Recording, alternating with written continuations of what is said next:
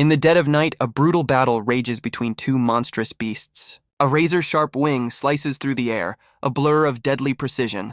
The winged predator stands victorious over its fallen prey. But just as it savors the win, a new challenger enters the fray. A team of heroes strikes the final blow, posing over the slain creature. And the crowd goes wild watching the live broadcast of their champions. Elsewhere, a man in a lab coat confirms the system is now stable. It's all part of a presentation for a game unlike any other. A game based on our world, where portals to other dimensions opened decades ago. After extensive research, they concluded the monsters couldn't hurt them. Famous last words. The rules were simple. Nothing from the other side could ever cross back. So a corporation monetized the apocalypse, calling it Apocalypse Survival. Players enter the game, becoming warriors in a brutal, unforgiving world. Despite the very real danger, millions signed up for the ultimate escape. It became a new reality, a fantasy world for the masses to explore. And the man behind it all, Lin Tian, sees himself as an artist. But back in the real world, the presentation comes to an abrupt end. An executive in a sharp suit storms through the office with a purpose. He confronts Lin Tian, demanding to know who altered the monster's data. This is Liu Daolong, an executive who's as powerful in the game as he is in the boardroom. Lin Tian calmly explains his actions were to preserve the game's balance. But the executive isn't interested in explanations, lunging forward with fury. He grabs the creator by the collar, demanding to know who gave him the right. Unfazed, Lin Tian brushes him aside, reminding the suit who the real artist is here. Liu Daolong's expression darkens, his patience completely gone. He explodes, threatening to keep the entire team there until his demands are met. And just like that, his own team starts to resent him for standing his ground. The executive delivers his final blow, fall in line or get out. He realizes they don't care about art, just profit, a tale as old as time. But just as he's about to walk away, a hand reaches out to stop him. The hand belongs to a colleague, Luo Yue, who urges him not to be impulsive. He looks at her, a flicker of recognition in his otherwise cold eyes. His mind flashes to the millions in debt he carries, a burden he can't escape. But he's starting to wonder if this high-paying job is a gilded cage. Walking away, he bumps into another suit, his mind clearly elsewhere. The man gives him a condescending warning, know your place and obey. Later, Lin Tian and Luo Yue sit together under a blossoming tree. He thanks her for her guidance, crediting her for helping him find his footing. But she's worried, warning him about the company's ruthless reputation. Lin Tian just stares ahead, assuring her he'll handle it. Sure you will, buddy. Luo Yue smiles, glad he's come to his senses before heading back to work. But as he watches her leave, he realizes she's his only true ally here. In his bleak world, she's the one light he's determined not to lose. He calls out her name, stopping her just before she disappears. He gives her a cryptic warning, the company is about to change everything. She looks back, confused by the sudden gravity in his voice. Lin Tian clenches his fist, vowing to do whatever it takes to protect her. She responds with a sudden kiss, leaving our stoic creator completely stunned. With a smile, she tells him she believes in him, unaware of the secret he carries. And for Lin Tian, this moment is a stark reminder of the stakes. He knows leaving isn't an escape, but a death sentence from two sides. Elsewhere, the company's inner circle gathers for a clandestine meeting. A holographic figure reports a dangerous expansion within the game's jungle. Liu Daolong is quick to point the finger directly at Lin Tian. A mysterious woman confirms their worst fears. He knows the secret. The consensus is clear, a secret that big means he has to be silenced. It's revealed they trapped him with debt, a tool they're now done with. The order is given from on high, kill him inside the game. And Liu Daolong relishes the chance to finally get his revenge, corporate rivalry at its finest. The hunt begins in the violent, untamed wilderness of the jungle. A new assassin appears, holding a blade to a defeated Lin Tian. Liu Daolong emerges from the shadows, revealing Luo Yue led them straight to him. He taunts our boy, wondering if he ever truly stood a chance. But the executive's cruel smile hints that the game is already over. In a flash, a spear erupts from Lin Tian's chest from behind. The killer is revealed to be Luo Yue, the one person he vowed to protect. As his avatar fades, his mind reels from the ultimate betrayal. We learn the jungle was once deemed a paradise, safe for humanity. Famous last words again. In reality, it's an invasive force destined to swallow the earth whole. And this is the secret Lin Tian knew. Humanity's only hope was to live in his game. He knew the company would eventually turn on him. But he never accounted for the one person he trusted most. Luoya coldly explains his entire life was a corporate setup, a scheme designed to exploit his genius for game development. She leans over him, a cruel smile on her face as she mocks his talent. As he lies dying, the full weight of her betrayal finally hits him. Liu Daolong steps in, cutting the villain monologue short. He's just happy to see his rival finally brought down. What a guy. They decide to leave his avatar to the mercy of the jungle, a fitting end to be devoured by the very monsters he designed. As his life fades, the creatures of the jungle close in for the final feast. But just as he's about to die, a hidden system protocol activates. The game recognizes him not as a player, but as the Jungle Lord. He's reborn as a new entity, the alienated mantis.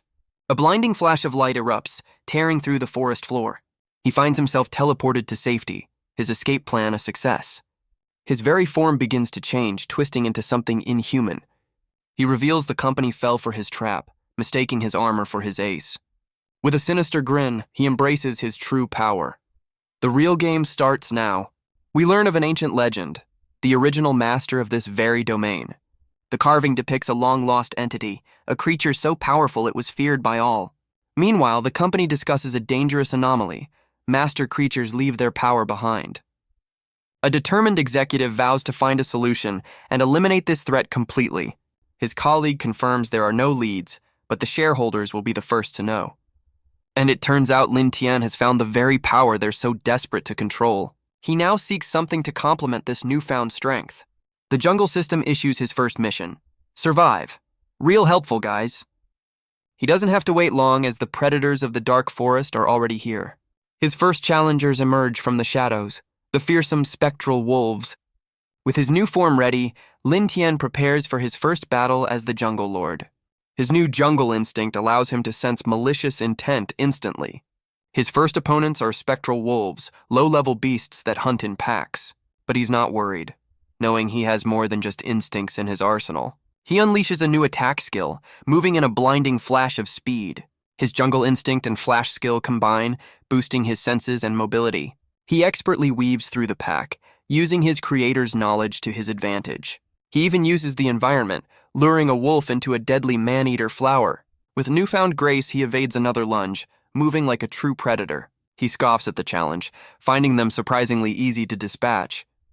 Yeah, no kidding, you designed them. The battle ends, leaving him drained but already at level 3. He stands over the fallen pack, feeling more at home in this brutal world. But the system hasn't confirmed the mission's end, meaning the threat isn't over. His new instincts flare, sensing a much greater danger lurking nearby. A massive, flaming beast erupts from the darkness, its roar shaking the forest. The system identifies it. The Spectral Wolf Lord, a level 6 monster. Lin Tian knows the odds of this boss appearing are less than 1%. So much for a quiet start. The overwhelming pressure from the level gap is almost suffocating. He barely manages to dodge the Wolf Lord's opening strike. But the fight has just begun, and his stamina is already dangerously low. The beast is too fast, its claws tearing across his chest in a brutal slash. He's sent flying, stunned by the sheer speed of the Wolf Lord's attack. The beast lunges again, a blur of fire and fury, giving him no time to recover. Its powerful jaws clamp down on his arm, threatening to tear him apart. Pinned and wounded, he wonders if this is truly the end of his journey. But his will to live ignites, fueled by the burning need for revenge. He thinks of the ones who wronged him, especially the woman who betrayed him, Luo Yue. His mind flashes back to a simpler time, when she was just a colleague pointing out bugs. He remembers explaining his philosophy. The jungle wasn't code, it was a living entity.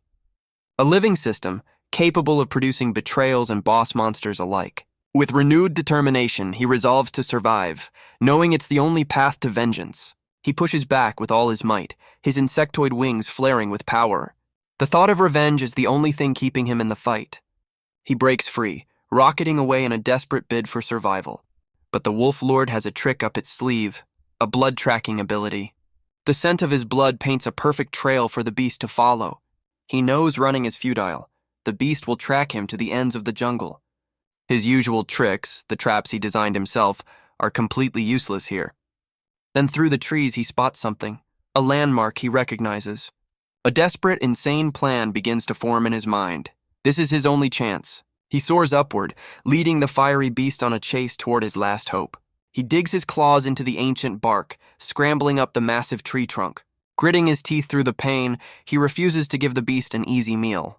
He reaches the top, looking down at the fiery wolf from his strategic perch, because he's led it right into the territory of another lord, the stalagmite bear. From his vantage point, Lin Tian watches his desperate gambit begin to unfold. He's successfully lured two apex predators into a territorial dispute. The wolf lord and the stalagmite bear charge, ready to tear each other apart. As the two titans clash, he plans his escape while they're distracted. Classic monster movie logic. But a sudden system alert brings his escape plan to a screeching halt. He realizes his mission is to survive the monsters, not just run away from them. Lin Tian realizes the bear isn't part of his mission, just the wolf. He calculates the odds, betting on the higher-level bear to finish the job quickly. And just like that, a system notification confirms his mission is complete. Down below, the stalagmite bear stands victorious over the fallen wolf lord. His gamble paid off, earning him a cool 1,000 jungle points for his troubles. The system unlocks his skill panel, offering a menu of new abilities. But with the bear still lurking, it's time to find a safer place to go shopping. He knows he's no match for the level 7 beast. His only option is to flee. With a burst of speed, he puts as much distance as possible between them. He rockets through the forest, leaving the territorial dispute far behind him. But it seems his plan worked a little too well. The bear isn't letting him go. He knows he's completely outmatched. One solid hit and it's game over for good. He quickly pulls up his skill panel, desperately searching for an escape route. He analyzes the beast, realizing its thick hide and earth attribute make it a tank. His flight skill is useless here. The bear would shred his wings in an instant. The massive beast begins to tear the tree apart, trying to bring him down. With his stamina draining fast, he knows he's running on borrowed time. Just then, a new skill unlocks. Monster Will, a power born from desperation. With this newfound power, he turns to face the beast head-on. No more running. He meets the bear's attack with his own, a clash of predator against predator. He unleashes a blinding flurry of attacks, moving faster than the eye can see. The stalagmite bear falls, and for a moment, Lin Tian believes it's finally over. But as the beast fades, a strange energy surges directly into his body. He clutches his head, overwhelmed by a powerful presence that isn't his own. He's confronted by a remnant of the original Jungle Lord's consciousness. Meanwhile, back in the real world, the gears of the corporation keep turning. Liu Daolong proudly reports Lin Tian's death with Luo Yue named as his successor. The higher-ups accept the news, already focused on their next big problem, the Jungle Lord. The mysterious executive explains that high-level monsters leave their power behind, so they're basically loot piñatas with a ghost attached. This power is inherited, but it comes with a terrible price, the risk of being consumed. The executive confirms that this inherited power is incredibly dangerous. Without a strong will, the inheritor will be consumed by the very power they seek. But they agree. High risk means high reward, and this power must be controlled. The mysterious woman accepts the mission, vowing to claim the Jungle Lord's power for the company. And back in the jungle, Lin Tian feels that very power trying to take him over. A monstrous will begins to manifest, a primal force clawing its way into his mind. He realizes if he fails, he'll become nothing more than a mindless killing machine. But the thought of revenge fuels his resistance. He absolutely refuses to be erased.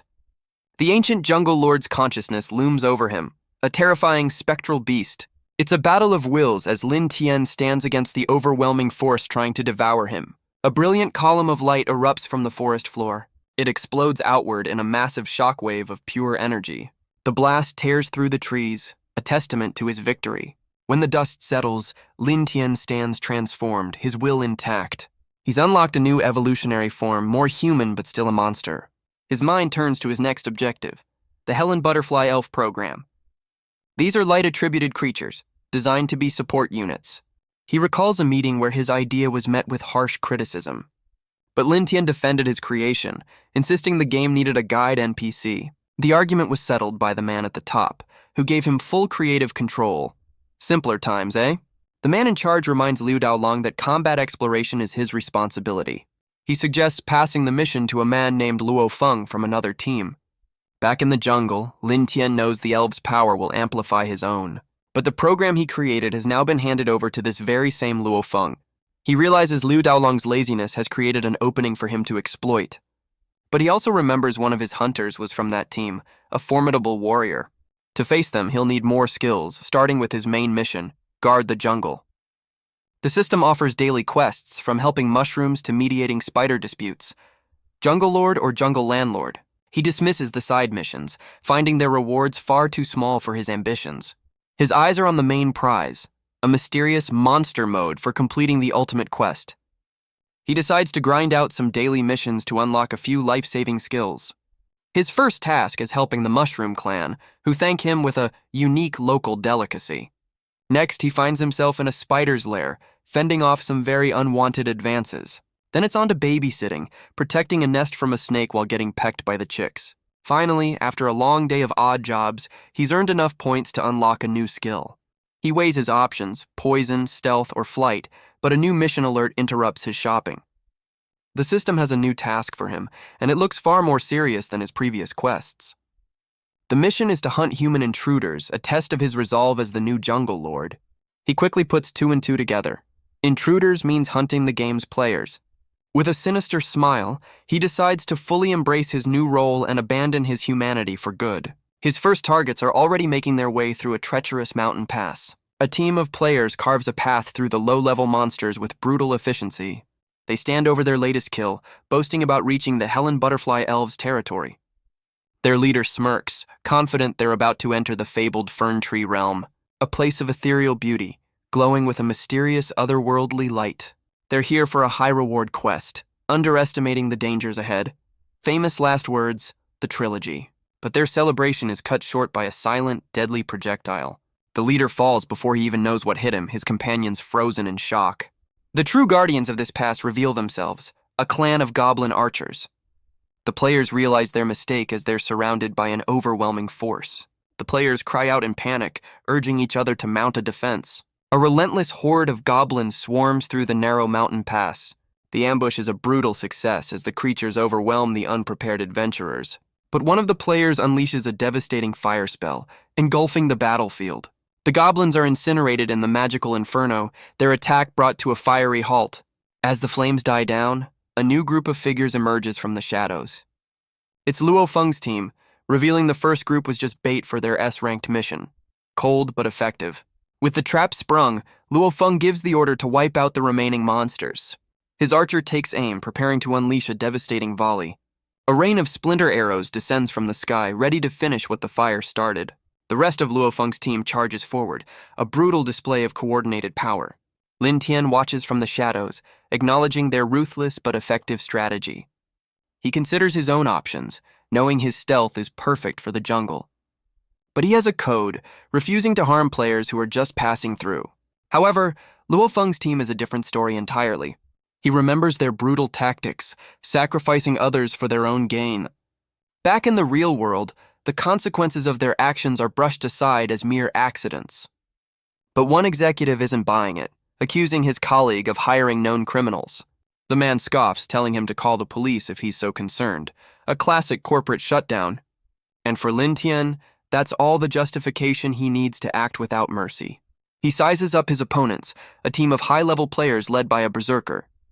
The rest are level 10 killers, a team of criminals with no moral compass. He's only level 10, and even with his creator's knowledge, the odds are stacked against him. But his daily missions gave him the perfect tool for this job, a stealth skill. With a confident smirk, he decides it's time to take matters into his own hands. He calls upon an unlikely ally from his daily quests, a tiny mushroom scout. Meanwhile, Luo Feng's team sends out their own scout, a spiritual bird. But the team's summoner reports that the dense fog is blocking her pet's vision. Luo Feng coldly orders her to fly lower, dismissing her fears for her pet's safety. He looms over her, delivering a chilling ultimatum: find the way or you're worthless. What a great team leader. But from the mist, a silent projectile cuts through the air. It finds its mark, striking the spiritual bird from the sky. The summoner feels the backlash, coughing up blood as her connection is severed. Luo Feng looks down, his expression cold as he asks if she failed her task. But through the pain, she confirms she saw the valley's layout just in time. With the information secured, he rallies his team to press forward. They enter a narrow passage, the route the summoner's bird had found.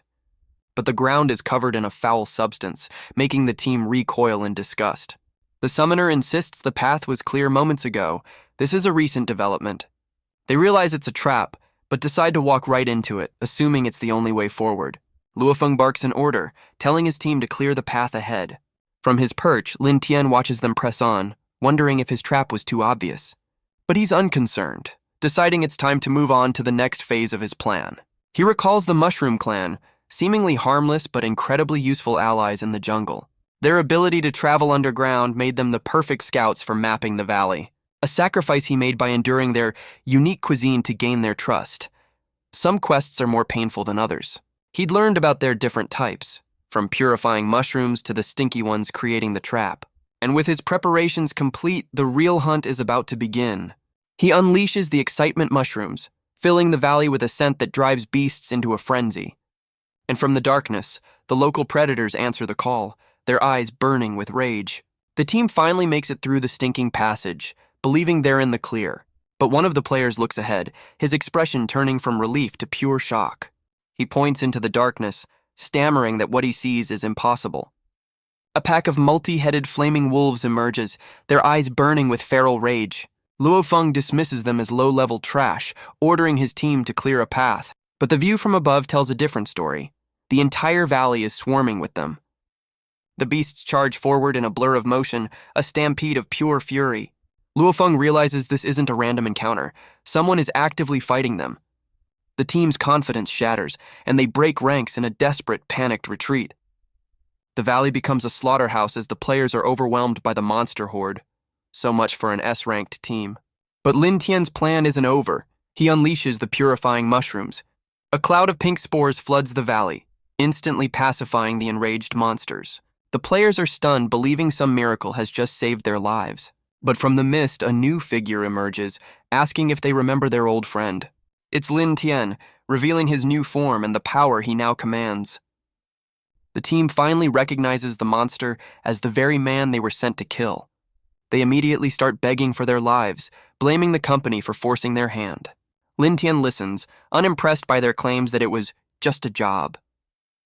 But Luofeng sees this as their one and only chance to strike him down. With a final battle cry, the entire team lunges forward, ready to finish the job. He tells them if hunting him was just a job before, it's personal now, as he tears through them in a blur of blades. With the grunts dispatched, he makes it clear this is now a personal grudge. The system rewards him, and he admits he has no problem killing his own kind. He has completely abandoned his humanity, embracing his new monstrous existence. He checks his points, annoyed that he's still short of unlocking his flight skill. He gives credit to his mushroom scout for its part in the successful ambush. Teamwork makes the dream work, I guess. With the minions gone, he sets his sights on the leader who escaped. It's time for Plan C, a classic strategy to turn his enemies against each other. His hunt takes him to a new treacherous location, the Darkstone Forest. A goblin scout rushes into a makeshift camp, desperate to report to his general. He explains that hairless monkeys have slaughtered their kin in the valley. The goblin general grabs the scout, his patience clearly wearing thin. He roars that the intruders cannot be allowed to reach the sacred tree. With a bone club in hand, he rallies his troops to defend their home. Elsewhere, Luofeng berates the team's summoner for the disastrous ambush. The young boy tearfully defends himself, insisting the monsters had a plan. But Luofeng isn't interested in excuses, ready to make him pay for his failure. A woman intervenes, pleading for her younger brother's life. Family drama, great. Luofeng relents, but only because of the sister's high rank within the team. He orders the team to make camp, but the grumbling in the ranks tells a different story. The team's mage, Sarah, cozies up to the leader as her teammates whisper in disgust. But one member, an archer named Cheng Jie, sits alone, seething in silence. His expression is one of pure, unadulterated rage, a powder keg waiting for a spark. From the cliffs above, Lin Tian recalls their files. The archer and the mage were a couple. Awkward. He also knows the archer is a wanted criminal, hiding from the law inside the game. The jungle has become a lawless refuge for outcasts, a place where survival is the only rule. Lin Tian sees the archer's desperation, a man willing to be cuckolded just to stay alive. As the archer prepares a poisoned arrow, Lin Tian decides to give him a little encouragement. Under the cold light of the moon, a plan built on betrayal begins to take shape. Around the campfire, the other mercenaries mock their absent leader's activities. They openly jest about Luofeng and the mage, twisting the knife for the archer. But Cheng Jie is trapped in a haze, courtesy of Lin Tian's little mushroom friends. The psychedelic spores take hold, twisting his mind with potent visions. He's forced to witness a vivid, soul-crushing vision of his lover's betrayal. The illusion is designed to break him, to shatter what little composure he has left. It's a combination of psychedelic and sound mushrooms, a perfect psychological weapon. And just as planned, the archer rises, his mind consumed by a singular violent purpose. Lin Tian's trap wasn't just physical, it was designed to make them self-destruct. HR is going to have a field day with this. And with the goblin army just moments away, the stage is set for absolute chaos. Lin Tian watches the goblin army advance, annoyed by their slow, lumbering pace. His plan is simple: let the players and monsters weaken each other, then he'll clean up the mess. He whispers into the archer's mind, a final push to ignite the flames of betrayal. Chengji rises, his teammates questioning his sudden, menacing posture. A murderous aura begins to radiate from him as the poison takes full effect. But he fights back, struggling against the foreign influence clouding his judgment. He realizes the danger, knowing a single wrong move means his own death. From his perch, Lin Tian is surprised. The archer's willpower is stronger than he expected. Meanwhile, Luo Feng mocks the archer's weakness from the comfort of his lover's bed. Classy. But the mage notices a wound on his chest, a lingering injury that refuses to heal. She recalls a brutal company mission, one she only survived thanks to Luo Feng's intervention. Luo Feng remembers Lin Tian's terrifying skill, a warrior who mastered multiple combat styles. He realizes Lin Tian was only pretending to be weak, hiding his true power from everyone. He's just glad the man is dead, knowing he would have been an unstoppable enemy. Famous last words, the quadrilogy. Meanwhile, the archer has fled the camp, earning nothing but contempt from Lin Tian. His plan to turn them against each other failed, but the goblin army is still on its way. So he shifts his focus, deciding to recruit the disgruntled archer for his own purposes. And right on cue, the goblin army's attack on the players' camp finally begins. The commotion startles Luo Feng and his companion from their private meeting. Outside, the camp is already being overrun, the goblins tearing through the unprepared players. The players fight back, wondering why their defensive wards never went off. It turns out Lin Tian's mushroom allies stole the gems powering the camp's defenses. The mercenaries refused to believe the goblins could be smart enough to outwit them. But the goblin general charges in, carving a path through the chaos. He brings his full might down on one of the players, a brutal display of strength. Another mercenary tries to block his attack but is completely overpowered. He trembles in fear, realizing the sheer power gap between them. The goblin general raises his weapon, ready to execute the helpless player. But Luo Feng finally enters the fight, blocking the blow and calling for his archers. A teammate shouts the bad news. Their archer, Cheng Jie, has already fled. So much for team loyalty. Luo Feng is furious, realizing his own teammate abandoned him in the middle of a boss fight. Elsewhere, the archer Cheng Jie scoffs, deciding the team's fate is no longer his problem. He watches the camp burn, hoping they all die, but knowing Luo Feng is a different kind of threat. But as he flees, he senses a presence in the trees, a level 11 player watching him. The figure reveals itself, but it's a level 13 monster, one he recognizes all too well. Without a second thought, the archer bolts, putting all his stats into a tactical retreat. But he spots an opening, his hunter's instincts taking over. He draws his bow, unleashing a powerful explosive arrow at his pursuer. The arrow finds its mark, streaking through the forest for a direct hit. But the target shatters into nothingness. He realizes he just shot at a decoy. The decoy was just a distraction. Lin Tian strikes from the shadows. But the archer reacts with surprising speed, gritting his teeth. He manages to block the deadly blow with his bow, just in the nick of time. Cheng Jie realizes he's been played, lured into a classic ambush. He pushes back with all his strength, but he's clearly outmatched. The two are locked in a desperate struggle, predator versus prey. Lin Tian looms over him, his insectoid form a terrifying sight. He lands with inhuman grace, ready for the next phase of the fight. But instead of finishing him, he activates his stealth skill. Guess he wants to play with his food. And just like that, he vanishes, leaving the archer alone and paranoid. Cheng Jie refuses to be hunted, enchanting an arrow with light to expose his foe. He unleashes a volley of light, a desperate attempt to reveal whatever lurks in the dark. But his arrow is stopped cold, caught between two armored fingers. Lin Tian emerges from the shadows, unimpressed by the archer's futile attempt. The archer tries to dismiss him, but a strange green vapor begins to take its toll. He's been standing in a field of mist toxin mushrooms, another of Lin Tian's traps. The poison takes hold, and the archer realizes he's been breathing it in all along. But he has an antidote, deciding to play weak to lure his opponent in closer. Smart, but is it smart enough? Lin Tian sees through the act, impressed by his willpower but promising no mercy. He gives a silent command to his mushroom scout, ready to spring the next phase of his trap. The scout calls in the cavalry, an army of adorable but deadly mushroom warriors. The archer finds himself completely surrounded by the entire mushroom clan, led by Lin Tian. His tough guy act shatters as he realizes he's about to be taken down by fungi. The mushrooms unleash a volley of toxic spores, overwhelming his defenses completely. He's left immobilized, covered in a disgusting slime that renders him helpless. Lin Tian gives his little mushroom buddy a well-deserved thumbs up for a job well done. With the archer trapped and weakened, he decides it's time to deliver the final blow. He moves in for the kill, his bladed arms a blur of deadly precision.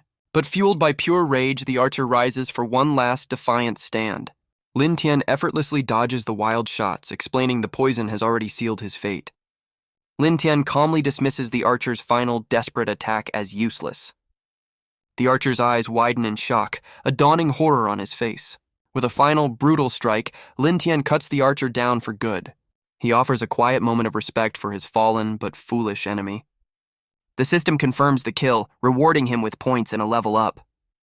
But just as he's counting his points, something unexpected happens. A teleportation circle activates where the archer's body just lay. Guess death isn't permanent for everyone. He prepares himself, sensing an incoming threat from the portal. Meanwhile, back at the camp, the goblin assault rages on. Luo Feng is locked in a desperate battle with the powerful goblin general. The news of the archer's death finally reaches Luo Feng in the heat of battle. He realizes someone used the chaos to pick off his teammate, but insists he's still in control. As the goblin general presses his attack, the team's mage is forced to cast a desperate spell. A massive teleportation circle erupts beneath them, a last-ditch escape plan. In a flash of light, the entire team vanishes, leaving the goblins to fight the air. The goblin general is left completely baffled by the sudden turn of events. So much for his big moment. But Lin Tian understands. The archer's death was a tracking beacon, a trap to lure him out. The players are unceremoniously dumped into a new location, their escape not quite going as planned. They find themselves face to face with the very monster who's been hunting them all along. And he's not alone, bringing a level 10 beast that reminds them who's really at the top of the food chain. Luo Feng realizes the tables have turned. Humans are now being hunted with their own strategies. They're facing a monster who thinks like a man, a terrifying new predator. The team stares in disbelief, unable to comprehend a monster with human intelligence. A familiar face appears, asking Luo Feng if he remembers his old colleague.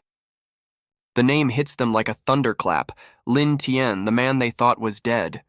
Panic erupts in the ranks as the players realize they're trapped with a ghost. Luo Feng tries to rally his troops, dismissing Lin Tian as a low-level threat. But Lin Tian knows he can win by unleashing the monster's will, at a terrible cost. Luo Feng vows this time will be different, ready to face the monster head-on. But Lin Tian just laughs, a chilling sound that shatters their confidence completely. He reminds them that even Liu Daolong's best teams couldn't stop him. The players are paralyzed with fear, realizing he's not bluffing. But Luo Feng just scoffs, disgusted by his own team's cowardice. He charges forward, unleashing a powerful mountain-splitting attack. But Lin Tian calmly faces the blow, finally unlocking the skill he's been saving for. With just enough points, he activates his new flight ability. Luo Feng's attack hits nothing but air, erupting in a massive blast. The players are thrown back, wondering if they actually managed to kill him. But a streak of light rockets into the sky, revealing his true escape route. So much for a ground assault. The system confirms it. He's mastered flight, sprouting new, powerful wings. From the sky, Lin Tian welcomes the players to his world, the jungle. He promises them a swift and brutal end, embracing his role as their executioner.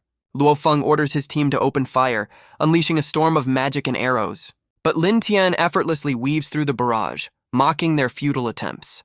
The team's mage, Sarah, steps forward, preparing to cast a much larger spell. She unleashes a dazzling light array, a powerful binding magic. The spell locks on, tracking his every move with deadly precision. But Lin Tian is unconcerned, confident his agility is more than a match for her magic.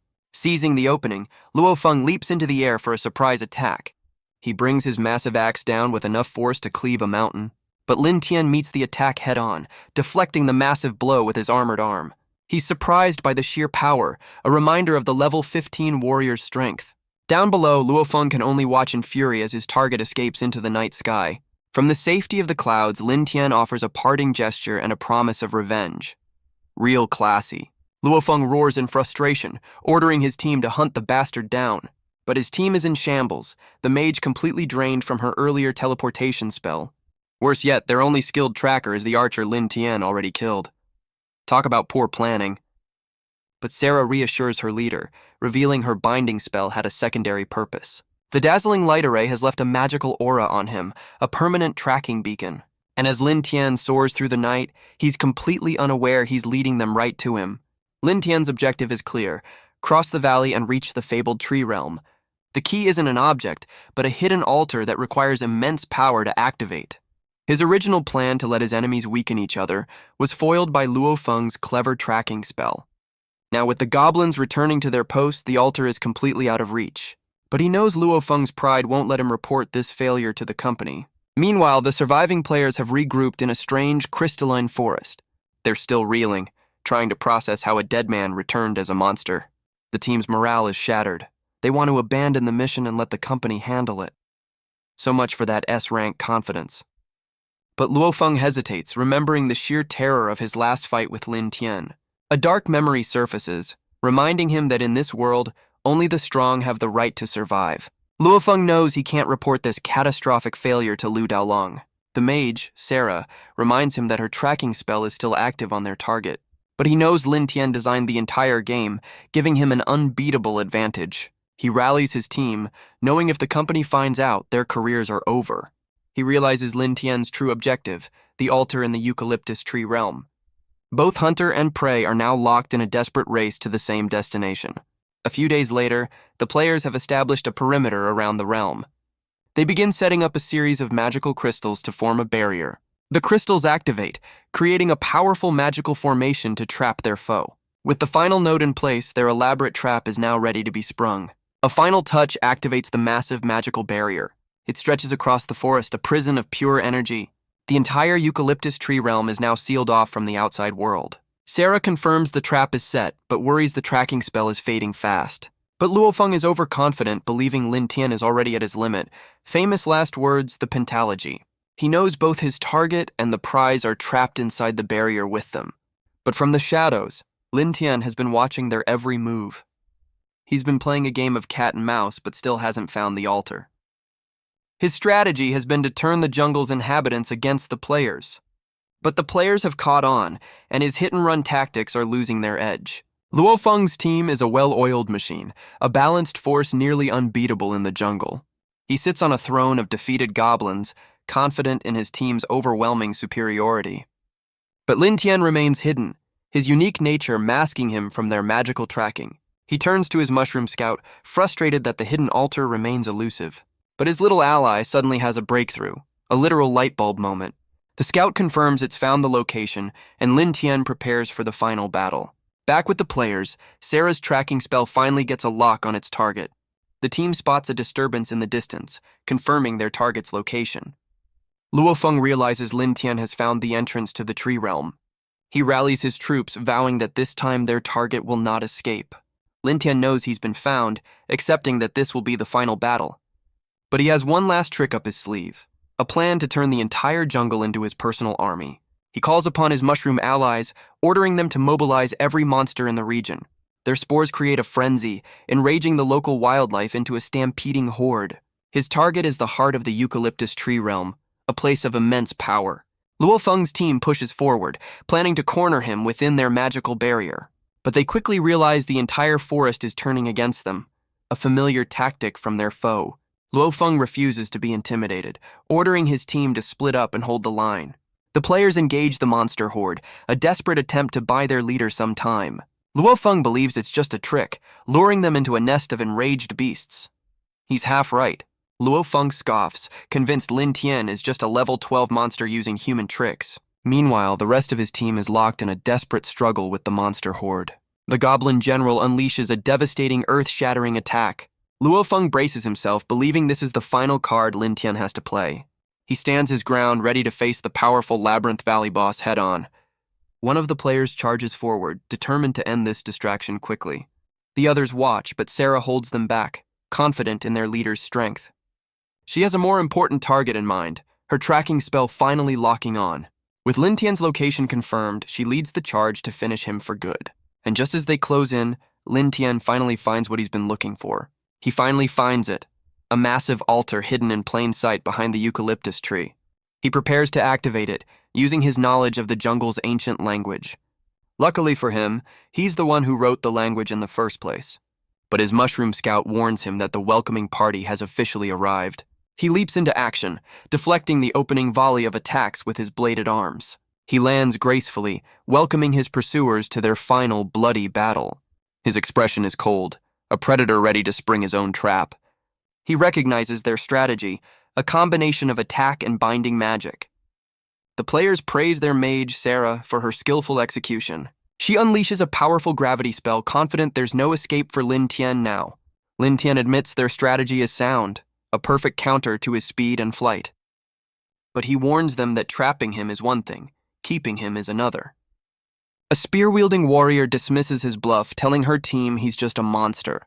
She gathers her power, ready to unleash a final devastating attack. A massive flare blast erupts from her spear, a torrent of pure energy. The attack engulfs Lin Tian, a blinding explosion that tears through the forest. But elsewhere, a confident smile spreads across Luo Feng's face. Because his own battle has just come to a very decisive end. The system confirms his victory, granting him enough experience to reach level 16, a nice bonus for a hard day's work. He stands victorious over the fallen goblin general, his part of the plan complete. He feels his new power, confident that level 16 is more than enough to crush Lin Tian. With his own battle won, he turns to his teammates, wondering where Sarah has gone. But his confidence shatters as he realizes the battle isn't over yet. Because from the smoke, Lin Tian emerges, declaring their magic isn't strong enough. He stands completely unharmed, demanding they give him a real challenge. Sarah realizes he's using the altar to absorb their attacks, a desperate defensive move. But Lin Tian reveals it's not a shield, it's a conduit and it's almost full. With a sinister smile, he explains he's going to drain every last drop of their power. The altar shatters, unleashing the stolen energy into a swirling vortex. Sarah can only watch in horror, unable to understand how a monster can wield magic. The players break rank, scattering through the forest in a desperate retreat. Luo Feng realizes their magical barrier is collapsing, their trap about to fail. The massive energy prison shatters, its power completely drained. He seethes with rage, refusing to let his target escape his grasp again. Lin Tian reveals the altar's true purpose, a system he designed for players to gain power. He recalls using this very system to become a master of all combat professions. But as a monster, he's locked out of the very system he created for humanity. But he's the creator, and he knows exactly how to exploit his own code. Talk about a backdoor. The players' enchanted weapons flicker and die, their power completely siphoned away. The mages collapse, their magical reserves completely drained by Lin Tian's trap. Lin Tian explains his original plan was much simpler, but their persistence inspired him. He reveals he used their own power to open the tree realm, a shortcut he's grateful for. One of the players tries to threaten him, invoking the wrath of her leader and the company. But her teammates have a different idea, begging for mercy and blaming their leader. Classic. Lin Tian promises them he'll be the one doing the hunting from now on. Meanwhile, Luo Feng is still confident his team can handle one rogue monster. But his men are getting nervous, wondering why their leader has gone completely silent. Luo Feng's confidence finally shatters as he realizes the impossible has happened. Because Lin Tian is right behind him, welcoming him to the party. He's greeted by a scene of slaughter, with Lin Tian waiting on the altar for the main course. The players reel in shock, unable to believe their mage leader was killed by a level 12 monster. But Lin Tian just smiles, telling the remaining players to calm down. He promises them that everyone will get a turn to face him. His chilling words send the team into a full-blown panic, scattering in every direction. But there's no escape as Lin Tian moves like a phantom, cutting them down one by one. He tears through their ranks with brutal, overwhelming force. The once-feared S-rank team is reduced to a bloody mess in seconds. But as he lands, he notices their leader isn't fighting him, but someone else. In a shocking twist, Luo Feng has turned on his own men, venting his rage on them. He roars that cowards have no place on his team. Guess HR is getting an earful tomorrow. Lin Tian watches, amused that Luo Feng is doing his dirty work for him. Luo Feng finally admits he underestimated his opponent, his pride clearly wounded. Lin Tian taunts him, asking why he isn't running now that he's all alone. But Luo Feng points out the tree realm is open, suggesting Lin Tian is the one who should be fleeing. But Lin Tian reveals he was waiting for this moment all along. It's time to prove that in his jungle, strength is the only law that matters. The two finally clash, a battle between the game's creator and its top player. Lin Tian knows he can't match the warrior's raw power in a direct fight. So he activates his stealth skill, vanishing from sight in an instant. He reappears in Luo Feng's blind spot, striking with deadly precision. But Luo Feng blocks the blow, stunned by the monster's incredible defense. He realizes raw power won't work. He'll have to overwhelm him with speed. With a burst of energy, he rockets forward to close the distance. He unleashes a blinding flurry of attacks, his axe a blur of motion. The relentless assault continues, a storm of steel and fury. His strikes fill the air, a chaotic web of pure, unbridled aggression. He mocks his opponent, demanding to know if this is all he has to offer. The sheer force of the barrage sends Lin Tian flying backward, but Lin Tian is forced to admit his opponent's power is truly terrifying. Luo Feng stands over him, unimpressed and ready for the real fight to begin. But Lin Tian isn't beaten. He's just getting started, calling on his smallest allies. Suddenly, Luo Feng is swarmed by the entire Mushroom Clan in a truly bizarre ambush. The tiny warriors latch on, their toxic spores filling the air around him. Lin Tian watches as his opponent is completely encased in a strange purple slime. But with a massive burst of energy, Luo Feng tears himself free in a golden flash. He reveals a purification gem, mocking Lin Tian's reliance on his fungal friends. He explains the archer's death taught him to be prepared for anything. Lin Tian can only watch, his secret weapon completely neutralized. So much for Plan D. With his trap foiled, Lin Tian is forced into a tactical retreat into the sky. Luo Feng taunts him from below, calling him a coward who will always be running. But Luo Feng unleashes a new skill, a storm of icy projectiles filling the sky. Lin Tian hovers above, watching the warrior reveal his anti-air capabilities. Luo Feng reveals a new weapon, vowing to chain the coward down for good. He launches the chain with blinding speed, a perfect counter to his flying foe. The chain finds its mark, and Lin Tian realizes this was a trap just for him. He's ensnared, his wings useless as he's dragged from the sky. He struggles against the magical bonds, but the warrior's grip is absolute. With a powerful tug, Luo Feng yanks him down to earth for a ground-level meeting. He's met with a brutal punch, the warrior's fist slamming into his chest. The blow sends him reeling, but he twists in the air, refusing to go down easily. Luo Feng points to a fresh scratch on his chest, a mark from Lin Tian's attack.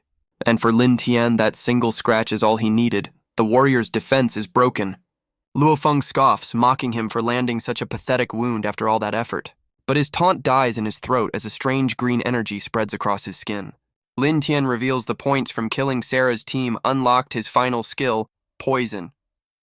The warrior feels his strength draining, realizing this is a far deadlier toxin. But Luo Feng sees this as a last resort, activating a hidden system of his own. Lin Tian is stunned, recognizing the profession transfer system he designed for Luo Yue. Luo Feng confirms the company lifted the restriction, giving him access to her power. So much for exclusive content. Realizing the danger, Lin Tian lunges forward, determined to stop him at all costs. But it's too late. A wave of red energy confirms the transfer is complete. Luo Feng revels in the surge of new power flowing through his veins. He transforms into a hulking berserker, the poison completely purged from his system. Lin Tian realizes his ace in the hole is useless against a class that can nullify all debuffs. Worse, he knows berserkers only get stronger the longer they fight, and he considers a retreat. But before he can even move, the newly empowered warrior is already upon him. Luo Feng mocks him, blocking his only escape route through the tree realm's altar. With his back against the wall, Lin Tian realizes he has no choice but to fight seriously. The berserker closes the distance in an instant, his speed now far greater than Lin Tian's. He brings his axe down with a furious roar, aiming to end this once and for all. The massive axe descends, a blur of steel aimed straight at Lin Tian. Luo Feng unleashes a devastating horizontal slash, a flash of pure destructive energy. But Lin Tian vanishes in a flash of his own, narrowly avoiding the fatal blow. The berserker appears above him, taunting him before bringing the axe down from the sky. The attack slams into the ground, a crimson shockwave that shatters the earth. The impact kicks up a massive cloud of dust, obscuring the battlefield completely. But from behind, Lin Tian catches the axe, stopping the attack in its tracks. The two are locked in a brutal power struggle, predator against enraged beast. Lin Tian lands a blow, but the berserker scoffs, barely feeling the wound. Realizing he's outmatched, Lin Tian decides to become a monster to fight a monster. He decides if he can't beat the monster, he'll just have to become one. He surrenders his body to the primal will of the Jungle Lord.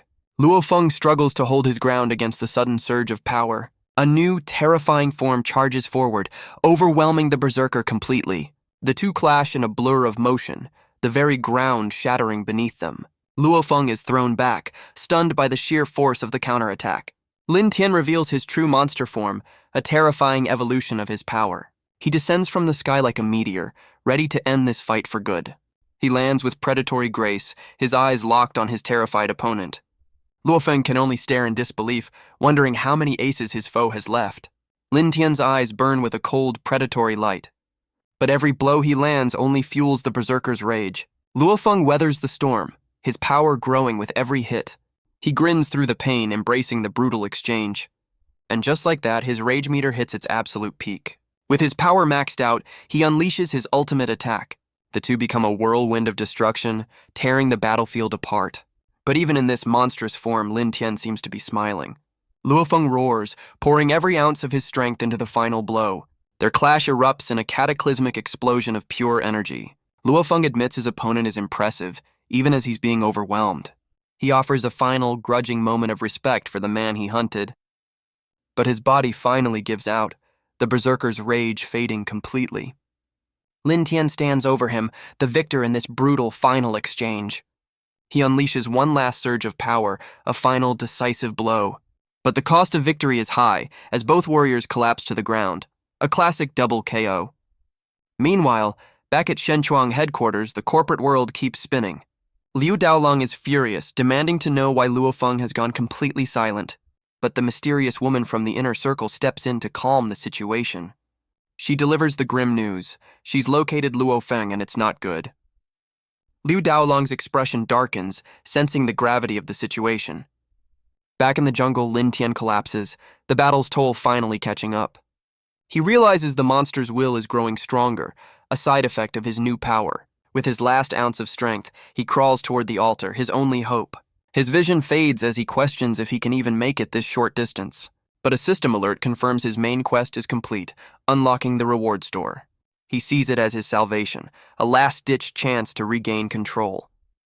He desperately searches for an item to cure the mental corruption taking him over. He finds the perfect solution and immediately tries to make the purchase. But the system informs him his balance is 0, so much for a victory lap.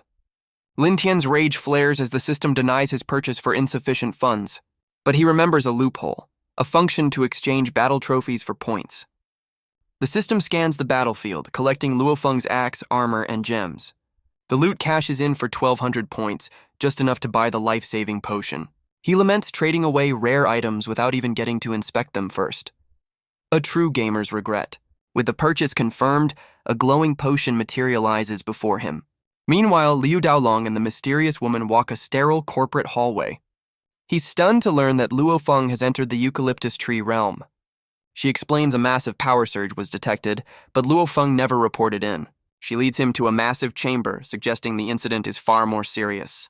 The chamber holds a legendary stone slab, the source of their power and a ticking time bomb. Liu Daolong demands to know how this connects to Luo Feng's mission. A scientist reports that Lin Tian's disappearance has the players questioning everything. These 7 slabs are the key to their technology and understanding the jungle's secrets. But she reveals there are 4 missing slabs, and finding them is their only hope. Liu Daolong presses her for information, his expression grim.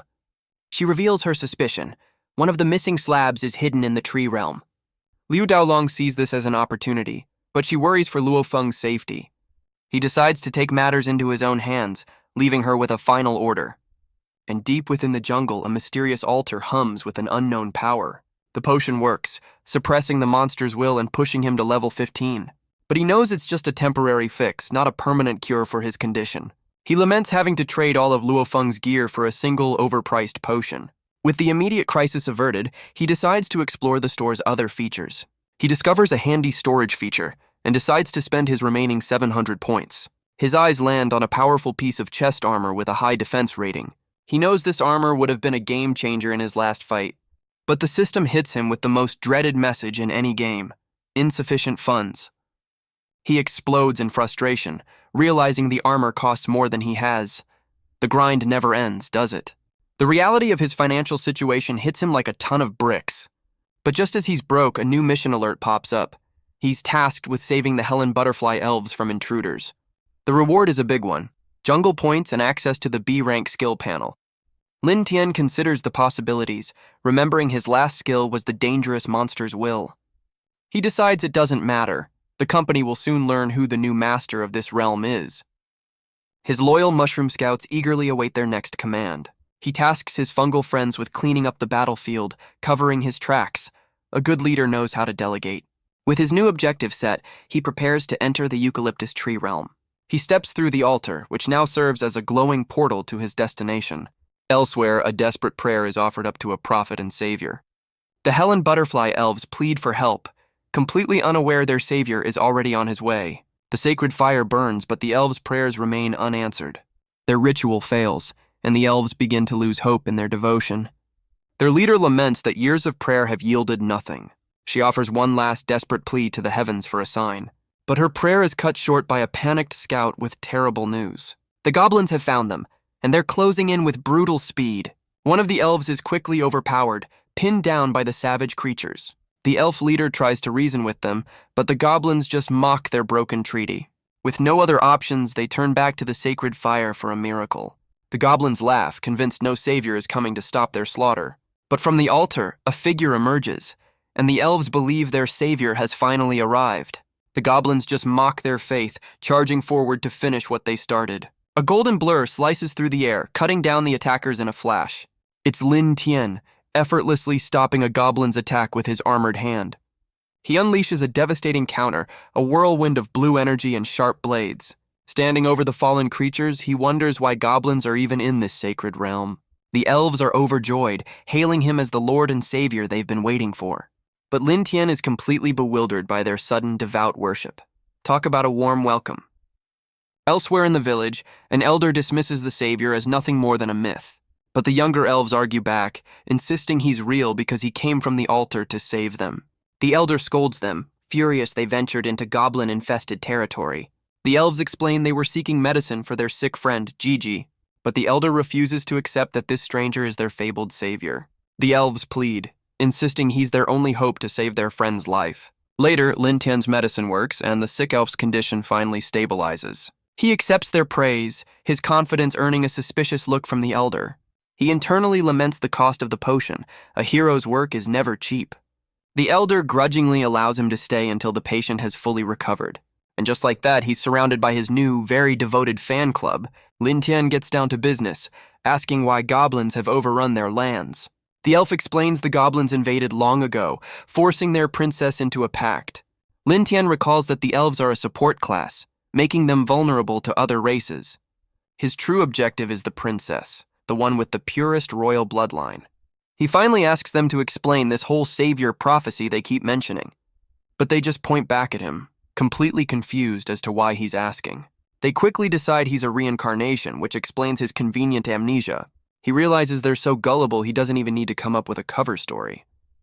Well, that was easy. So he plays along, claiming he was summoned but remembers nothing of his past. One of the elves begins to recount the legend of their original savior, a story that began long ago when their people first arrived in the jungle. They describe their savior as a kind, gentle soul, completely unlike the monster standing before them. The elf explains that a prophet saved them from persecution by other clans. He created this realm as a sanctuary, promising to return in their time of need. Lin Tian scoffs internally, realizing their entire faith is built on a century-old legend. He learns a barrier at the entrance shrinks all intruders to the size of an elf.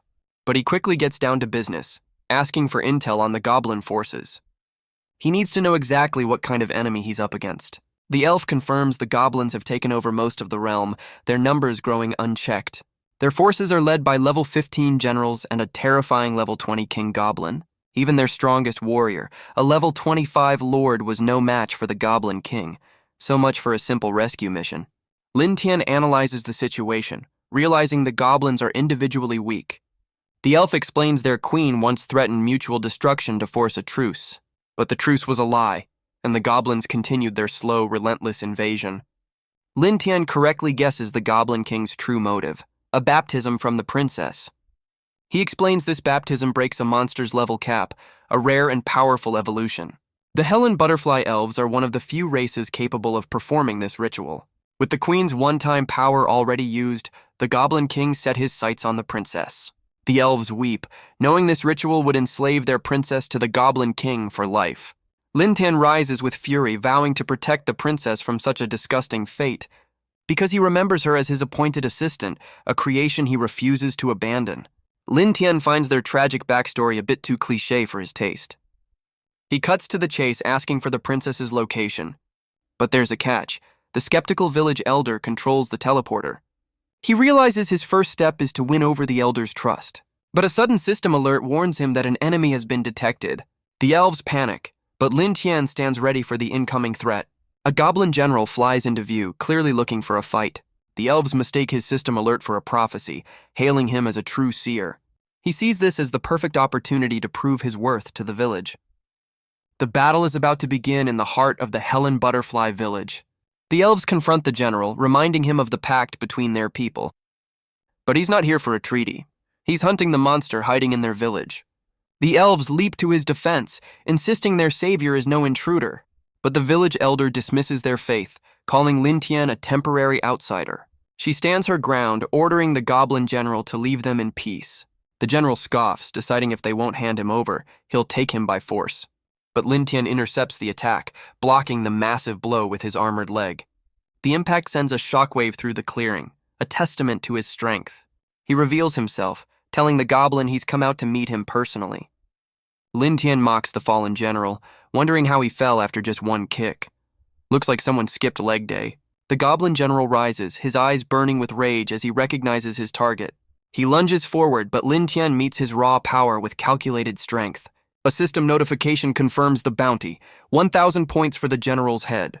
The goblin roars in fury, pouring all his strength into the next attack. He unleashes a wild flurry of strikes, but Lin Tian dodges with inhuman grace. Lin Tian analyzes his opponent, finding his strength pathetic compared to Luo Feng. The general grows frustrated, screaming that his opponent is only good at defense. But every blow is effortlessly deflected, pushing the goblin's patience to its limit.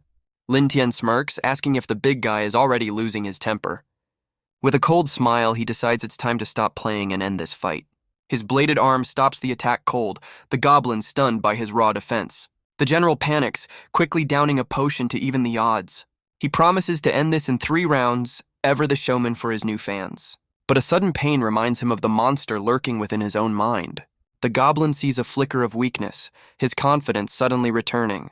He lunges forward with renewed vigor, believing this is his only chance to strike. The blow lands, and Lin Tian feels the aftershocks of his unstable power. He remembers the potion was just a patch, not a permanent cure for his condition. The monster's will begins to take over, his control slipping away completely. The general taunts him, pressing his attack as Lin Tian fights a war on 2 fronts. He realizes he can use this fight to his advantage, a 2-for-1 deal. He continues to dodge, letting the general wear himself out completely. But the monster's will flares, and he unleashes a far more savage attack. The goblin general is stunned by the sudden, terrifying surge of power. Lin Tian moves in a blur, his blades tearing through the goblin's defenses. But he's losing control, wondering why the elves haven't stepped in to help. The elder senses the dark aura, while the younger elves just cheer on their savior. Talk about a mixed review. He's frustrated. His plan to get purified is failing because they're just enjoying the show. And just like that, it's too late. The monster's will takes complete control. The goblin general can only stare in horror as his opponent transforms into a true monster. The monster's will roars, promising to kill everyone in its path. The goblin general's bravado shatters, replaced by pure primal fear. A blur of red energy tears through the air, a strike of pure malice. Lin Tian's monstrous form overwhelms the general with a flurry of blades. Pushed to the brink, the goblin grabs an elf, ready to take everyone down with him. A classic villain's last resort. But the monster just keeps coming, completely unfazed by the hostage. The village elder finally realizes this savior might be more dangerous than the goblins. But deep inside, Lin Tian fights back, refusing to let the monster harm the elves. The goblin sees his chance, striking while his opponent is distracted by his own inner demons. The elves can only watch in horror as their savior is struck down, but the village elder finally acts, unleashing a powerful barrier of light. Lin Tian is furious, wondering why his fan club just stands there cheering. The goblin general recovers, taunting the monster to get back up and fight. He brings his club down with a roar, ready to finish this for good. But the blow is stopped just inches from Lin Tian's head. The elder's shield holds firm, protecting the very monster she just condemned. The general roars in frustration, ordering his minions to take out the elves. A horde of smaller goblins charges forward to overwhelm the village. But the elves finally use their power, beginning a sacred purification dance. The golden light washes over Lin Tian, and he feels the monster's will recede. With his mind clear, Lin Tian unleashes a brutal counterattack on the goblin horde. He cuts them down in an instant, leaving the general stunned by the sudden turn of events. But a new figure emerges, a male elf with a sinister plan of his own. He reveals himself as the true leader of the Helen Butterfly clan's warriors. The goblin general's confidence shatters, realizing he's walked into a much bigger fight. The elf leader moves in a flash, cutting the general down with a single decisive strike. But the elves' cheers aren't for Lin Tian, they're for their true, long-awaited savior. The system confirms the kill, but it seems someone else just stole Lin Tian's bounty. Talk about bad timing. He feels the elf's amplification skill, a power boost that doubles his attack. But with his power amplified, he's not about to let this newcomer steal his thunder. But the power boost fades, and Lin Tian collapses to the ground. He wakes up to the concerned faces of his new followers, urging him to wake up. The village elder shoos them away, ordering them to let their savior rest. She tells him to recover, her tone still skeptical despite his recent heroics. The elder reveals she sensed a terrifying power inside him, one that's slowly consuming him. Lin Tian's eyes widen, the full weight of her words finally hitting him. She confirms his fears. Every time he uses this power, it will drain his life force. He recalls the legendary stone slab, the source of this power he never wanted to use. He realizes the monster's will was just a symptom of a much deadlier problem. With renewed purpose, he vows to find the 4 missing slabs to cure himself. The elder admits she knows he's not the savior, as she never believed in the myth. But she saw his choices and believes he could become their true savior if he masters his power. Lin Tian internally scoffs at her naivety, already planning how to manipulate the situation. She agrees to take him to the queen, but only after he swears to help their people. He's confident that with his intellect and their power, the Goblin King is already a dead man. With the deal struck, the elder leads him toward the village's teleportation point. She explains this ancient platform is their only way to reach the royal palace. Another elf reveals the elder as the princess's teacher, guaranteeing him an audience. Lin Tian realizes her high status is why she's the only one with a functioning brain cell. The elder activates the array, and a pillar of light prepares to send them to the palace. The teleportation array sends them across the realm in a shower of light. They vanish from one place only to reappear in another. Their destination is the Helen Butterfly Palace, a sanctuary built among the trees. They arrive in a flash of blue light, stepping into the heart of the royal court. The palace guards are stunned by their sudden appearance, fearing the worst. But the elder reassures them, introducing Lin Tian as their long-awaited savior. The guards can only stare in disbelief, the legend from their stories now standing before them. A new voice cuts through the commotion, belonging to a woman of clear authority. The elder explains their situation to the princess, confirming the savior's miraculous arrival. And Lin Tian finally lays eyes on his objective, the Helen Butterfly Princess. Guess it's time for a performance review. The princess welcomes him, but a new system alert changes the game entirely. He's stunned by the objective, but the 3,000-point reward is too good to pass up. He plays the part of the noble savior, vowing to protect her and her people. But internally, he sees her as an easy mark for his next big payday. The princess dismisses the elder, who tries to warn her about the stranger.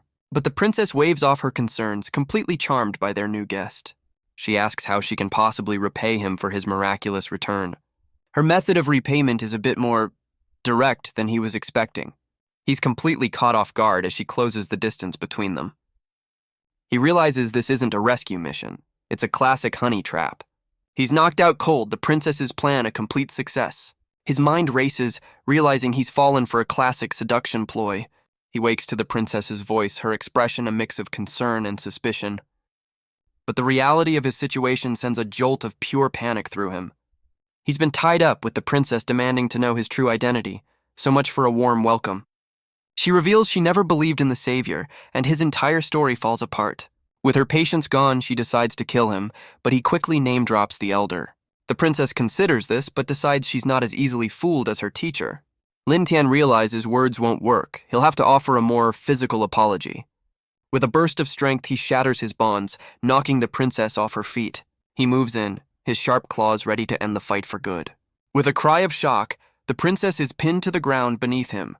He scoffs, confirming the elves truly have no talent for combat. But her next cry isn't one of fear, it's a call for her father. Lin Tian is completely flustered, telling her not to call him that. Well, this is awkward. But his jungle instinct flares, warning him of a new, immediate danger. A powerful warrior flies in, unleashing a blast of energy to protect the princess. The newcomer is a warrior from the Helen Butterfly clan, a true protector. The princess confirms it, calling out to her father one more time, and Lin Tian realizes he just pinned down the daughter of the clan's strongest warrior. Talk about a bad first impression. Lin Tian dodges, recognizing the fighting style of the queen's husband, Wei.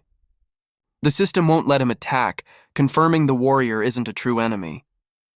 So he forms a new plan, use the princess as bait to draw her father out. With a determined look, he flies back toward his captive. He unleashes a powerful strike right beside her, a clear and dangerous threat. The warrior's expression turns to pure rage, his protective instincts taking over. Prince Wei, a level 25 warrior, finally reveals himself, accusing Lin Tian of being a fraud. Lin Tian realizes this mission just got a whole lot more complicated. These elves are smarter than they look. He admits to himself that he almost fell for the princess's clever honey trap. And now he's being chased by her very angry, very powerful father. So much for a diplomatic solution. Lin Tian is stunned, wondering how a support class can be this powerful. But Prince Wei scoffs, explaining stealth is useless against their kind. He realizes his usual tricks won't work against these magical warriors. The two warriors clash in a brutal test of strength and will. He learns the warrior is blessed by the queen, doubling his power. And just like that, the entire royal guard arrives to join the party. He's completely surrounded, wondering why the elder left this part out. Prince Wei gives the order, demanding the intruder be captured immediately. But Lin Tian just smirks, realizing he'll have to fight his way out. Guest diplomacy is officially off the table. With no other options, he decides to get out of here by force. He flies past the princess, a clear challenge to her overprotective father. The two warriors meet in a blinding flash of light and steel. But Prince Wei holds his ground, his royal power on full display. The force of their clash blows the palace doors off their hinges. Lin Tian realizes his assumptions about these elves were completely wrong. He watches as the princess uses her magic to observe the battle. She's providing her father with a constant stream of buffs from the sidelines. Lin Tian realizes he's not fighting one elf, but two. Talk about unfair. But a sudden system alert reveals something far more important is here. He realizes this fragment is one of the missing stone slabs he needs. With his true objective revealed, Lin Tian rockets away from the palace. Prince Wei gives chase, refusing to let the so-called savior escape. But he realizes Lin Tian isn't fleeing, but heading for a restricted royal area. He finds our boy before a legendary stone slab, the true prize all along. The prince realizes Lin Tian is after the same relic as the Goblin King, but Lin Tian flies straight through the ancient magical barrier protecting it. Prince Wei is stunned, realizing his home security system needs a serious update. Lin Tian reaches out, his hand making contact with the powerful artifact. The system confirms he's found the fragment, unlocking a new B-level skill panel. He's transported to the Jungle Hall, a vast empty domain he's never seen before. The system explains this new hall is a safe zone for spiritual recovery. He realizes it's a safe house for his mind, but useless in a direct fight. The new skill panel offers a few decent upgrades, but one advanced ability stands out. He realizes he can turn his fallen enemies into his own personal army. Necromancy, so hot right now. Without a moment's hesitation, he activates his new necromancy skill. The Jungle Hall responds, the ancient architecture humming with newfound power. He's surrounded by glowing pods, each containing the soul of a powerful foe he's defeated. The system presents his greatest hits, Luo Feng, the Archer, and the Goblin General. He asks if he can have them all, but the system denies his request for insufficient funds. Realizing there's no free lunch, he decides to start with the strongest soul available. He chooses Luo Feng, spending 1,200 points to turn his greatest rival into his loyal servant. The purchase is confirmed, leaving him with just 400 points to his name. He knows it's a steep price, but considers it a worthy investment in his future power. With a single command, he calls forth his new undead warrior. The soul egg cracks, and the system begins the hatching process. From the shattered fragments, the soul of Luo Feng is reborn. Lin Tian feels the connection, confirming he has total control over the warrior's original power. The once proud S-rank player kneels, pledging his undying loyalty to his new master, a fitting end for a corporate stooge. With this new powerhouse by his side, he's confident he can handle the elves waiting outside. But he knows this path is turning him into the very thing he fights, a monster in every sense of the word. Lin Tian emerges from the chamber, ready to face the royal guard. He realizes the elves held back, giving him time to prepare. But instead of a fight, he's met with a chorus of devout worship. He's once again hailed as their savior, much to his confusion. Later, inside the palace, the mood has shifted dramatically. The elves have broken out the good stuff for a celebratory feast. He finds himself in a drinking contest with the very man who just tried to kill him. Prince Wei apologizes, and Lin Tian finally drops the savior act. It turns out the elder had already told them the truth. The entire fight was just a test. The prince admits he's a martial arts nut who just wanted a good sparring partner. Talk about a weird interview process. The drinking contest ends with the prince passed out cold on the floor. A true victory. The queen explains the entire fight was just a test of his strength. But it was the legendary stone slab's reaction that truly confirmed his identity for them. So Lin Tian plays along, asking for more details about this mysterious prophet. They tell him of a prophecy. The savior would return when the clan was in trouble. He realizes this prophet is a key figure in the mystery of the stone slabs. But the elves reveal they can't even approach the slab, and he's not the first to try. Lin Tian is stunned, realizing other factions are also hunting for the slabs. The other intruder was none other than the terrifying Goblin King. And Lin Tian finally understands the goblin's true objective was the slab all along. The queen explains their clan sealed all but one of the 7 altars long ago. The last portal was kept open for her husband, a martial arts nut who loved to travel. But years ago, the Goblin King arrived, and they mistook him for their returning prophet. The legendary stone slab had other ideas, rejecting him with a near-fatal blast. On the brink of death, he revealed a dark power, draining the life from her maids to heal. Lin Tian realizes this goblin is unique, wielding a magic his race shouldn't possess. Prince Wei admits that even with their combined strength, they couldn't defeat the king. Lin Tian suspects the slab gave the goblin his power, making his capture a top priority. The queen reveals the goblin forced them to open the altars, allowing his clan to invade. So Lin Tian makes his pitch. With the princess's power, he can defeat their common enemy.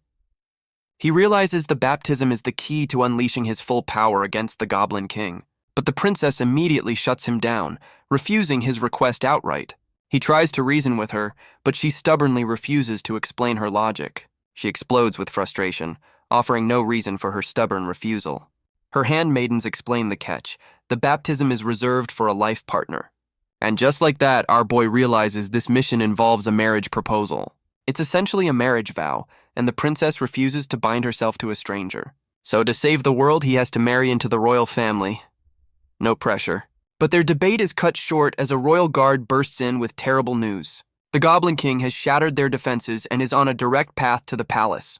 Prince Wei explains their truce was based on the baptism, wondering why the king broke it. The queen suspects the goblin learned of their new prophet, forcing his hand. Prince Wei is confident his magical barriers should hold the king off for a few more days. Lin Tian cuts through the debate, asking if tradition is more important than survival.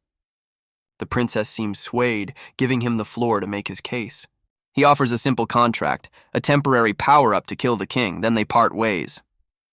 The queen agrees it's worth a shot, though the ritual's success isn't guaranteed. The princess reluctantly agrees, seeing it as a way to atone for her earlier misjudgment. Lin Tian smirks, knowing this power-up is the key to unleashing his full monstrous potential. But elsewhere, a mysterious figure watches, questioning if the true prophet has returned. The news spreads quickly through the palace. The savior is going to marry the princess. Lin Tian can't shake the feeling that this baptism feels a lot like something else. The princess is less than thrilled, realizing this formality is a full-blown wedding. Her handmaidens, however, are absolutely loving the drama. The queen officiates, welcoming Lin Tian as her new son-in-law. So much for a temporary contract. The princess impatiently tells them to skip the fluff and get to the main event. The handmaidens begin the ritual, their prayers filling the grand hall. He stands at the center of a glowing array as the ceremony officially begins. The princess levitates, unleashing a torrent of pure golden energy. The power washes over Lin Tian, a warm current that signals the start of his evolution. The ritual connects their minds, revealing the princess's memory of praying for a savior. But her pure thoughts are met with his own violent, blood-soaked past. The onlookers can only watch in horror as the two worlds collide. The elder realizes there's no spiritual link between them. The baptism is failing. A wave of psychic feedback hits them both, a clash of incompatible wills. Lin Tian's monstrous energy overwhelms the princess, rejecting her sacred power. The connection shatters and the princess is thrown back into her father's arms. Lin Tian lands, admitting he knew this power-up wouldn't come so easily. The queen accepts their fate, believing the Helen Butterfly clan is doomed to perish. Well, that's a bit dramatic.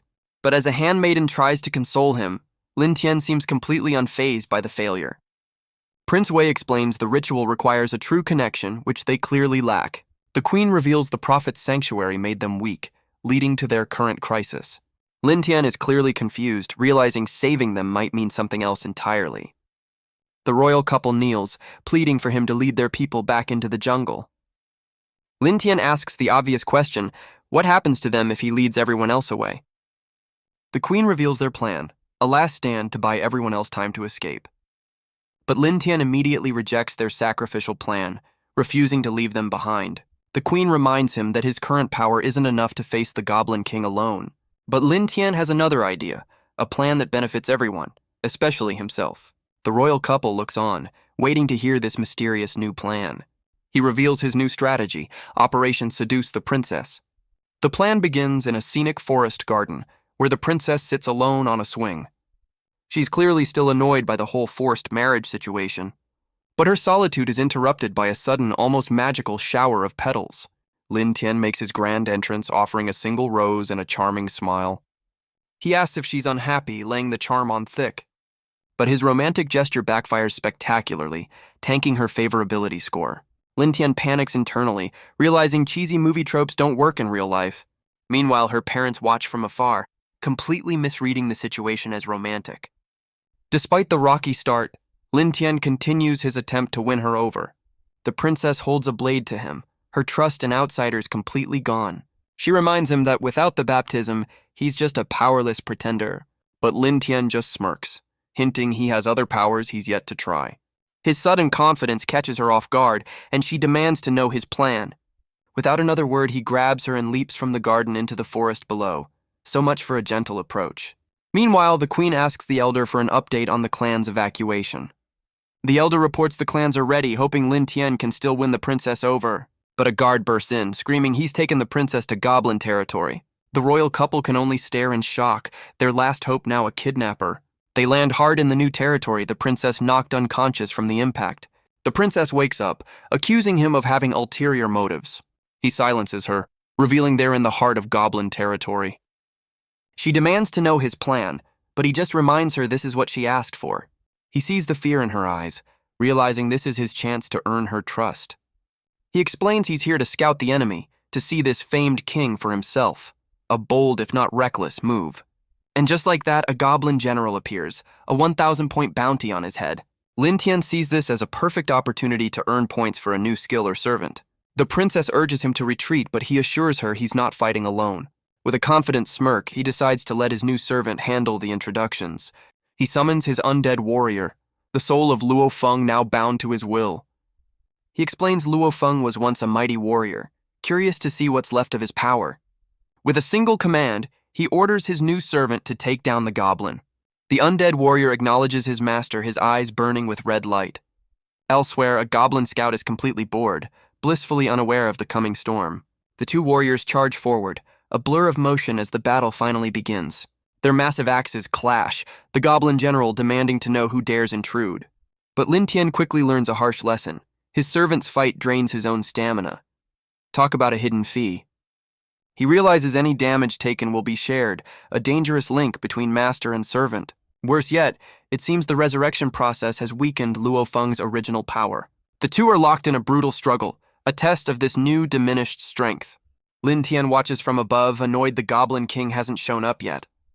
He decides if you want something done right, you have to do it yourself. With a sinister grin, he transforms, ready to personally handle the situation. He tells the princess to wait for him, stepping off the cliff with purpose. He dives into the battle below, leaving a stunned princess in his wake. Meanwhile, the undead Luo Feng's eyes burn with a cold, controlled fury. He parries the goblin's attack, their raw strength evenly matched for a moment. But instead of fighting, Luo Feng turns and flees, a clear tactical retreat. The goblin general roars in frustration, refusing to let his prey escape. The chase is on, as the two warriors race through the narrow canyon. The undead Luo Feng finally stops, turning to face his pursuer. The goblin general mocks him, asking if he's finally done running. But Luo Feng's eyes burn red as he activates his berserker rage. He leaps into the air, bringing his axe down with devastating force. But Lin Tian intercepts the blow, his own blades deflecting the attack. He slices through the goblin general in a single, decisive strike. The system confirms the kill, rewarding him with a cool 1,000 points. Standing over the body, he notices the goblin was carrying a strange crystal. He examines the runes, wondering if goblins are smart enough for magic. Probably not. But his jungle instinct flares, warning him of a new imminent threat. The crystal detonates in a massive explosion, a trap sprung far too late. Lin Tian is sent flying, the force of the blast overwhelming him completely. A system alert confirms the worst. He's been detected by the enemy. Unable to see his foe, he activates a new skill, Echo Vision. The vision reveals a crystalline chamber, a ritual to transform the entire realm. These strange crystals are the source of the goblin's newfound power. And on a throne of rock sits the Goblin King, looking far more regal than his grunts. The system confirms it's the final boss, with a massive 10,000-point bounty. Talk about a payday. The Goblin King sits in silent meditation, a picture of calm authority. But his eyes snap open, glowing with a power that says he's been waiting for him. Lin Tian realizes the trap wasn't just an explosion, it was a tracking beacon. The blast echoes through the canyon, a clear signal to the goblin forces. From her perch, the princess watches the chaos, fearing the worst for her kidnapper. The entire area is engulfed in a storm of fire and magical energy. She panics, realizing he can't possibly die before getting her home safely. She tries to convince herself to leave, but her conscience gets the better of her. The princess is torn, knowing she can't explain this mess to her parents. But just as she's about to give up, Lin Tian lands beside her completely unscathed. So much for the dramatic tension. She's relieved, but immediately warns him that the Goblin King is on his way. And right on cue, a teleportation circle activates, heralding the boss's arrival. The Goblin King arrives, wondering if his prey has already fled, but his eyes narrow, sensing a familiar, powerful energy. He recognizes the power of the legendary stone slab now in his enemy's hands. Back at the palace, a teleportation circle activates with a flash of blue light. Lin Tian and the princess are unceremoniously dumped onto the floor, so much for a heroic return. He explains he was just scouting the enemy's strength, a classic "it was a test" excuse. He admits the prince was right. The Goblin King is far stronger than he expected. Prince Wei is furious, berating him for his reckless kidnapping stunt. But Lin Tian suddenly collapses, a dark, corrupting energy enveloping his body. The queen recognizes the affliction, the Goblin King's erosion magic. The princess panics, recognizing the dark magic that's consuming him. But the queen steps in, using her own sacred power to halt the corruption. She warns him that an injury this severe will take weeks to fully heal. Back in the jungle hall, Lin Tian reflects on the severity of his wounds. But his scouting mission wasn't a total loss. He managed to snag a souvenir. He examines the crystal, realizing its magic is far beyond a normal goblin's power. He deduces the Goblin King is using these crystals to forge some kind of weapon. He then wonders if his servant Luo Feng survived the blast from the trap. But a system alert confirms his servant was killed and must regenerate over time. So it seems his undead army isn't quite as immortal as he'd hoped. A real bummer. A sudden realization hits him. He can read his servant's memories. He decides to test this theory on the souls of the two goblin generals he defeated. He reaches out, wondering if the memory extraction will work on an unhatched soul. The system confirms the process, but warns him it'll cost a steady stream of points. He grits his teeth at the cost, but decides the intel is worth the price. Nothing in this world is free, is it? He's pulled into the goblin's memory, seeing the king gathering the strange crystals. He learns the king is building a weapon to destroy the tree realm itself. The memory reveals the king has changed, abandoning his old ways for a new dark power. He gets a brief, chaotic glimpse of the ritual the king is performing. But his points run out and the system unceremoniously kicks him out of the memory. The intel settles in, and Lin Tian's expression hardens with resolve. He turns back to the soul eggs, hoping to extract more intel. But the system hits him with that all-too-familiar message: insufficient funds. His grand plan is once again foiled by his empty wallet. He takes out his frustration on the very souls he can't afford to use, so much for a 5-finger discount. He's trapped between a rock and a hard place with no easy path forward. He realizes he's completely out of options and out of time. The memory of the goblin's superweapon haunts him, a staff capable of leveling the entire realm. But a sudden system alert brings his planning to a screeching halt. The mission timer is running out, and our boy is starting to panic. Healed by the realm's magic, Lin Tian decides it's time to resume his seduction mission. But as he wakes from his recovery, he senses something is very, very wrong. He finds the princess asleep beside him, and his plan just got a lot more complicated. The village elder appears, and Lin Tian demands to know what happened while he was out.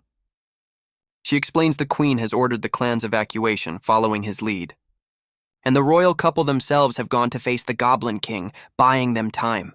The news hits him hard. He realizes he's slept through the start of the final battle. The elder clarifies he's only been out for a day, his recovery far faster than expected. He asks about the princess, learning the queen hypnotized her to ensure her cooperation. And he finally understands the queen's true plan: a sacrifice to save her people and trap the goblins forever. He remembers the goblin's superweapon, a staff powerful enough to shatter the entire realm. He laments his mission failure, knowing the next slab is still with the Goblin King. And the thought of failing this badly is almost too much for him to bear.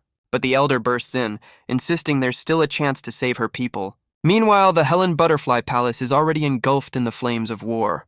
The queen notes her husband's new strength, a power born from grim sacrifice. The Goblin King arrives, demanding the princess and the slab in exchange for their lives. But Prince Wei stands defiant, telling the king the princess is already gone. The royal couple prepares to make their final, desperate stand together. They activate the seal, a final gambit to save their clan by sacrificing themselves. The Goblin King scoffs, realizing their plan is to trap him within the realm.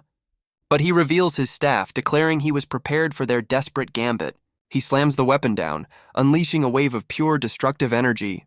The dark power crashes against the elves' ancient crystalline barrier. And just like that, the sacred seal shatters into a million pieces. The queen can only watch in horror as the prophet's last defense fails. The Goblin King mocks them, claiming this power was never theirs to control. He reveals the slab once granted him wisdom, and now he's back for the main course. But Prince Wei refuses to back down, unleashing a powerful counterattack. The king blocks it effortlessly, just as Lin Tian arrives to crash the party. The goblin grunts cry out in shock as their king is attacked. Lin Tian strikes from above, ordering the king to back away from the slab. Their powers collide in a massive explosion of red energy. Lin Tian lands gracefully, ready for the real fight to begin. The Goblin King recognizes him, another wielder of the stone slab's power, but Lin Tian scoffs, questioning if the slab even recognizes a beast like him. The royal couple asks why he returned, but he coldly dismisses their concerns. He makes it clear he's only here for his own selfish reasons. Guess the hero act is officially over.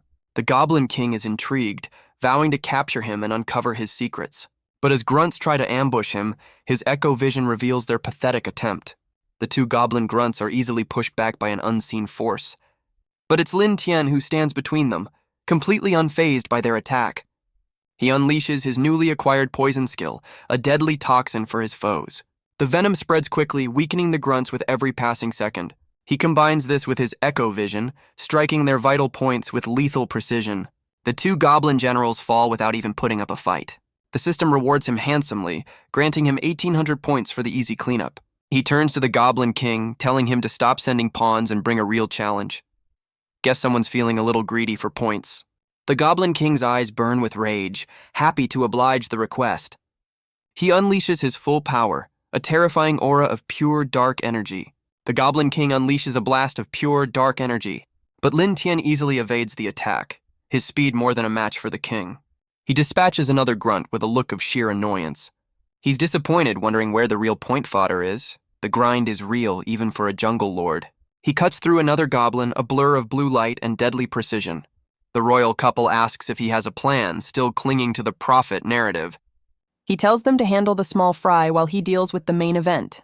He confirms he has a plan, but it relies on them not messing it up. So much for a vote of confidence. The Goblin King unleashes a storm of attacks trying to overwhelm him. But Lin Tian holds his ground, ready to face the full might of the Goblin King. Lin Tian's eyes glow with a cold, calculated focus. He takes to the sky, his insectoid wings humming with power. The Goblin King stands his ground, a mountain of raw, dark energy. He weaves through a storm of magical orbs, a deadly aerial dance. His expression is locked in, analyzing every move his opponent makes. The Goblin King roars, enraged by his target's impossible agility. He smashes the ground in frustration, but Lin Tian is already gone. But our boy is getting nervous. His royal backup is nowhere to be seen. His echo vision flares and he senses their triumphant return. Talk about perfect timing. But a goblin grunt uses the opening to launch a sneak attack from behind. The Goblin King catches him midair, mocking the so-called prophet for being distracted. Lin Tian struggles against the crushing grip, completely overpowered by the boss monster. He's slammed into the ground with enough force to shatter the very earth beneath him. Pinned and helpless, he can only listen as the king scoffs at the idea of him being a savior. But Lin Tian agrees, admitting he's no prophet, just another monster from the jungle. He reveals his true motive. He never cared about the elves, only their power. His body begins to transform, fueled by his singular desire to claim the stone slab. He needs that power to defeat enemies far worse than any beast in this game. His mind flashes to the faces of those who crushed, deceived, and killed him. With a furious roar, he declares that they are his true enemies. He tells the elves to stop praying and rely on their own strength to fight. He unleashes a powerful blast of energy, striking the Goblin King head-on. But the king just scoffs, declaring that in his world, weakness is a sin. Lin Tian grits his teeth, realizing this monster is far from finished. The Goblin King grabs him, unleashing a dark magic to drain his power. He cackles, vowing to use this new strength to reclaim his old territory. But a sudden blast from Prince Wei forces the king to break his hold. The Goblin King is stunned, his concentration completely shattered. Inspired by Lin Tian's words, the royal couple rallies their people for one last stand. Guess the motivational speech worked after all. The king just smirks, amused by their sudden, futile display of courage. Prince Wei calls upon his people, his power flaring as he rallies them for a final stand. The Goblin King sneers, promising to slaughter every last one of them. Prince Wei charges forward, ready to show the king the true power of the Helen Butterfly clan. The blow lands with earth-shattering force, catching the Goblin King completely off guard.